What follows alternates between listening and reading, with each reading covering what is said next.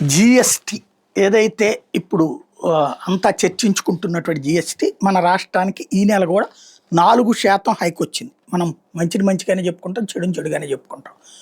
తగ్గినప్పుడు తగ్గిందని చెప్పాం, పెరిగినప్పుడు పెరిగిందని చెప్పాం. అప్పుడు కష్టాలు వచ్చినాయి అని చెప్పాం, ఇప్పుడు ఎదుగుదల సంభవించిందని చెప్పాం. వచ్చే ఏడాది తెలుగుదేశం ప్రభుత్వానికి పరీక్ష. ఎందుకంటే జగన్ టైంలో జిఎస్టి 2 ఏళ్ళు మైనస్ అయింది.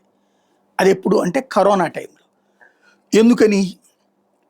కరోనా టైంలో చేతులు ఎవరికి డబ్బులు ఉన్నాయి, అసలు దేశపు జిఎస్టీనే -25 దగ్గరికి వెళ్ళిపోయినటువంటి సందర్భం. అప్పుడు జిఎస్టీ వచ్చిందంతే, అంతకుముందు ఏళ్లతో పోల్చుకుంటే తగ్గింది.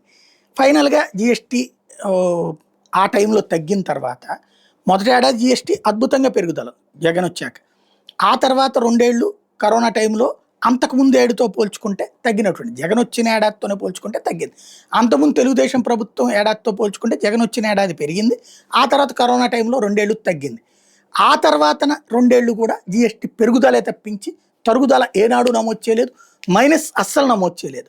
తర్వాత బాబు గారు వచ్చిన తర్వాతన మైనస్ నమోదులు దాదాపుగా 7-8 నెలల ఉన్నాయి. 2 సార్లు 0 ఉంది, అంటే ఎదుగుదల లేదు, తగ్గుదల లేదు.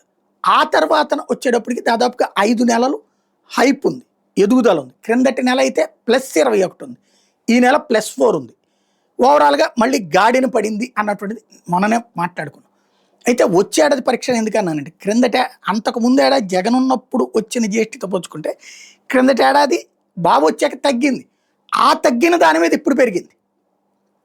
అంతకు ముందు ఏడాదితో పోల్చుకుంటే ఒక 5 కోట్లు తక్కువగా ఉన్నట్టుంది ఈ లాస్ట్ మంత్ వచ్చేటప్పటికి.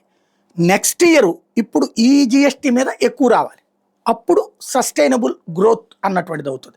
ఎందుకంటే మనం 100 మార్కులు వచ్చిన వాళ్ళకి ఇవాళ 50 వచ్చి రేపు 60 వస్తే, 60 వచ్చేసింది, మేము 50 నుంచి ఎదిగిపోయాం అనేటటువంటి ఒక కాన్సెప్ట్. బట్ అంతకుముందు దాంతో పోల్చినప్పుడు సమస్య వస్తుంది. కాబట్టి వచ్చే ఏడాదికి లెక్క. బట్ ఇప్పుడైతే గాడిన పడింది జిఎస్టీ అన్నది మాత్రం స్పష్టంగా అర్థమవుతుంది.